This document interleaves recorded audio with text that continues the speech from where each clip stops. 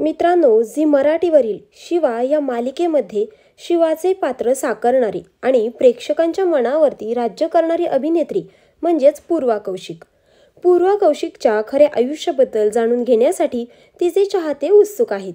तर आपण या व्हिडिओच्या माध्यमातून पूर्वाच्या खऱ्या आयुष्याबद्दल जाणून घेऊयात. पण मित्रांनो, त्या अगोदर जर तुम्ही चॅनलवरती नवीन असाल तर चॅनलला नक्कीच सबस्क्राईब करा. पूर्वाचा जन्म 14 जानेवारी 1990ला अंबरनाथ येथे झाला. तिने आपले शाळे आणि कॉलेजचे शिक्षण हे अंबरनाथमधूनच पूर्ण केलेले आहे. तिने आपल्या अभिनयाची सुरुवात मॉडेलिंगमधून केली. कॉलेजमध्ये असतानाच तिला मॉडेलिंगची आवड लागली. त्यानंतर तिने अभिनय क्षेत्रामध्ये यायचं ठरवलं.